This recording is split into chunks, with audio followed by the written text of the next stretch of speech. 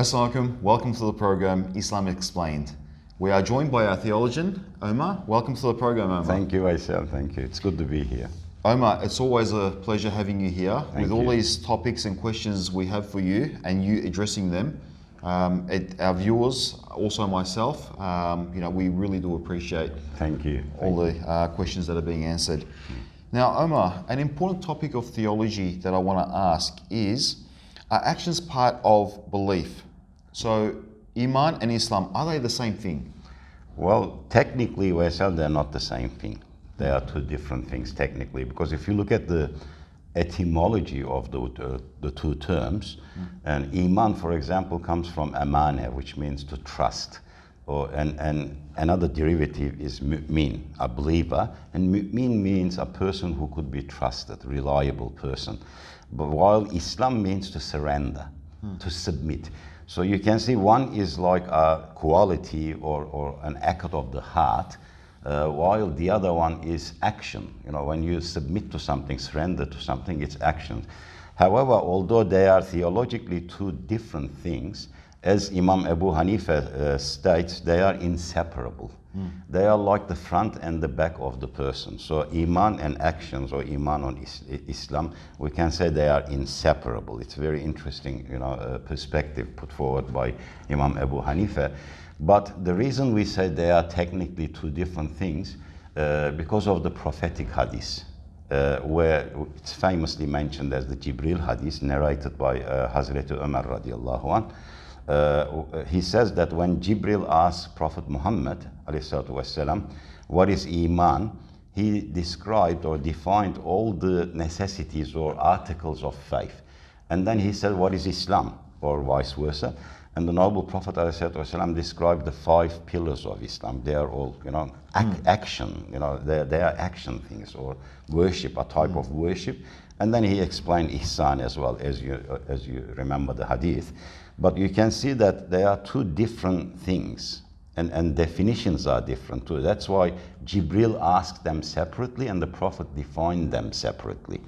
From that perspective, we can say that action is not integral part of Iman.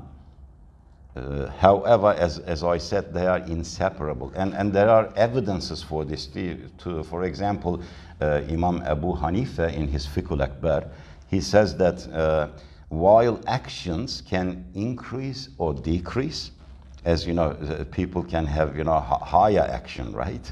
They can worship more, they can do more good deeds, but it can decrease as well. He says Iman does not decrease or increase. No? Yeah, Imam Abu Hanifa. Yeah. If I could just ask you a question then. There's a hadith where they asked the Prophet on Iman whether it increases. And the Prophet's reply there is, it does increase until it takes you to Jannah. Yes, there is a hadith. Now, how do we reconcile this with Abu Hanifa's view? Yes, interesting. You asked a very interesting question. Yes, there is a hadith like that. The Prophet ﷺ says that it increases until it takes you into Jannah, into paradise. However, what Imam Abu Hanifa says is that the increase is not in the essence, quintessence of the Iman. Actually, the increase is in your certainty, which we call yaqeen. So your certainty, conviction in faith increases, but faith itself does not increase. As you know, famously, when Imam Abu Hanifa made this comment, some other scholars said, are you saying that your Iman is equal to that of prophets and the angels? He said, yes, it's equal, but it's not the same level. It's not mithil, so it's not the same level. So he's talking about the yaqeen, the certainty in Iman.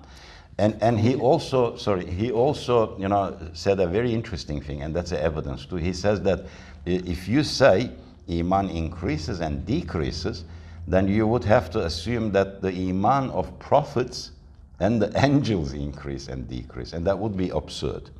So that was his evidence there. Yeah. Could I give an example, maybe whether that will fit into what we're actually talking about now?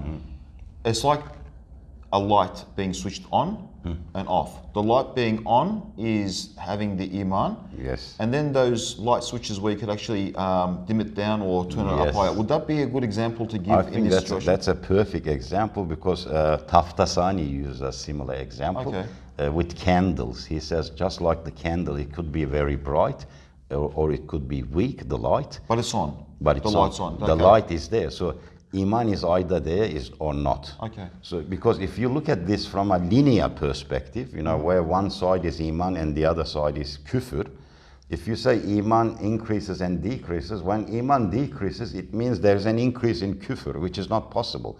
Because Iman and Küfür cannot occupy the same space in the heart. You either have Iman or, you know, Küfür. So if you believe, maybe belief itself can strengthen, as I said, in certainty, but the belief is always there. If it's not there, then it's not there. So that is the real, you know, opinion of, you know, Imam Abu Hanifa, and majority of the Maturidis and some Ash'aris also agree with this as well. So there's a So consensus. there is a difference between the two, and as I said, if we were to say actions are part of Iman, then, you know, integral part, then we would be in the view of either the Mu'tazila or the Khawarij. As you know, they are extreme groups. While Khawarij are extremist group, while Mu'tazila is a rationalist school of reason. But the Khawarij argued that, you know, if someone commits a major sin, they go into disbelief. They're in kufr. You know, and they even said murtad. They could be killed. It's very interesting. Wow. So this is not what Ahl Sunnah wal Jamaat, the mainstream, you know, thinks. And also with the Mu'tazila, as you know, their argument is if someone commits a major sin, because they think that actions are part of Iman, then they are between the two stations, you know. Al-manzilatu bayn al-manzilatayn. They are neither in Iman nor in Kufr, in between. And if they die on that state, they go to Jahannam. Oh. And this is unacceptable by, you know, mainstream Yeah. Islamic scholars, Ahl Sunnah wal Jamaat. Yeah. I'd like to thank you, Omer, for clarifying what the difference between Iman and Islam, or what actions, the difference between actions and belief is. So, I'd like to thank you again, and Thank our you, audience as Veysel. well. Thank and you. would like to see you next time on our show. Assalamu alaikum.